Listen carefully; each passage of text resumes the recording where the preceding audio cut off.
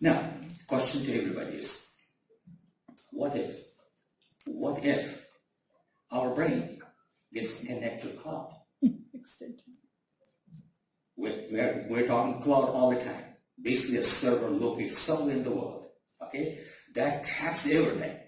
You won't imagine how much information they have about us, okay, even how many girlfriends we have, it will tell you. Okay? That's what has happened. Where did you go morning? Where did you have breakfast? Where had lunch? They have all the information. They're tracking us, okay. Now imagine for a moment that we get connected to the cloud. Our brain gets connected to the cloud. That's going to be a revolution, and it is coming. It's not only my opinion. Look at what the scientist said. He gave a talk, interview on January 13, 2017, just last year. Humans will have cloud-connected hybrid brains by 2030. Friends, only how many years from now? 12 years. There's a possibility that we'll get connected to the cloud.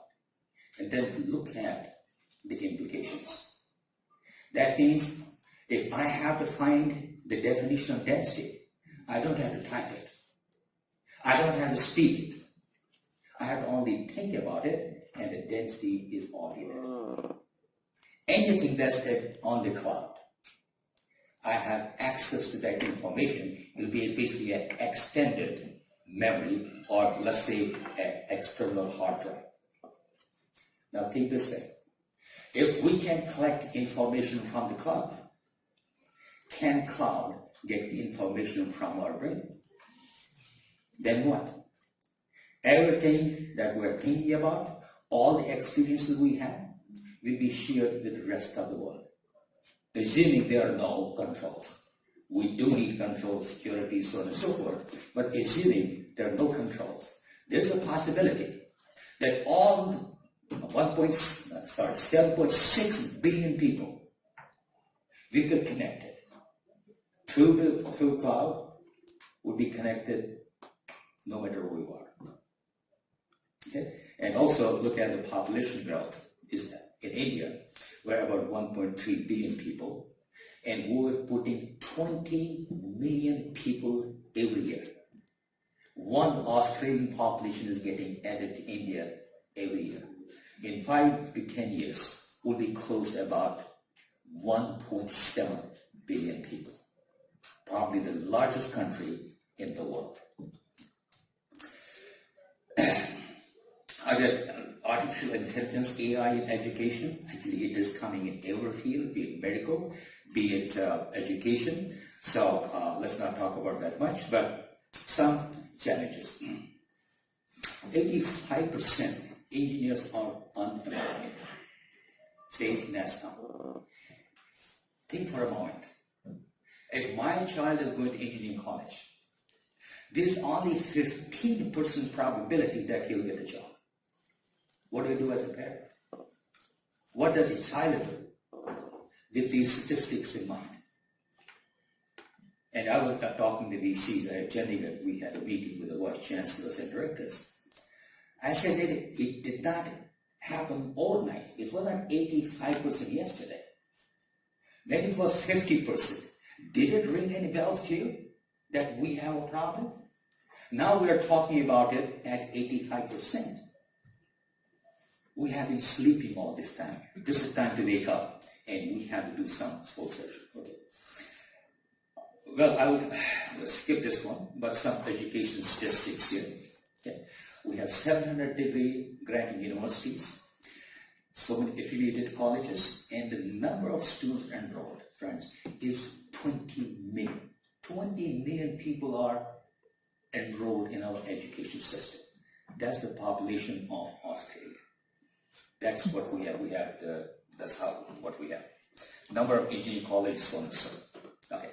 Now let me give a simple example. What I mean by process. Okay, to being process type of change in the education. I took a very simple example of a rectangular plate with a hole. And it has dimensions. This is what we teach in our school systems.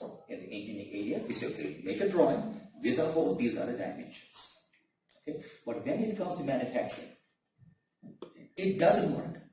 Now you ask why. For example, if I have to drill a hole that's 16.00, compared to if it was 16.00 or 6.0 or only 16. For us, it's the mathing. In mathematics, it says equal. 16 is same as 16.0, 6.00, whatever it is. In design, in engineering, in manufacturing, it is not the same. For 16 millimeter hole, you have a different set of tools. You can basically drill it. If you go 16.00, you cannot drill. You have to drill and ring it, okay, to get that precise size. Because the moment you put a decimal, the tolerance changes. It gets smaller and smaller. So you have to know what's the purpose of that plate. What's the purpose of the hole? We don't teach that in our education system. All we say, plate bana, usme itna hole dalo to ho gaya. We don't even control the number of decimal places because this is the default setting in the software. Okay? Now, look at the other approaches. When you go, when I was a design engineer, the boss will call us, he said something like this. Sham, मेरे को एक plate चाहिए, उसका जो pin, जिसमें I can fit a pin, roughly about 16 millimeter diameter. Get me a plate so that I can use it in my fixture. It's a problem-oriented design. There's a design intent. So for doing that, okay, now you see there's no decimal. Because I don't need that. It's an open-ended plate. It doesn't fit anywhere. It doesn't have to be that precise. So dimension is straight under. And now, what happens to the hole? I have to know what is to be fitted in that hole. Is it a bolt? Is it a pin? And what is the purpose of that hole? So for me as a designer, it's not only a circle. Circle has a lot of meaning. Okay? Let's say it's a dog pin. Oscar dog, okay? Then I have to know what the dog pin is, so I have to do a search, okay? These are some of the steps involved. Find out what dog pin you are going to use. What are the dimensions of a dog pin? What type of fit do you want? Do you want a force fit, slide fit? If I need a force fit, then I select the pin that will give me a force fit. So, okay, I got the pin now. Next thing is how to drill the hole. What size should be the hole?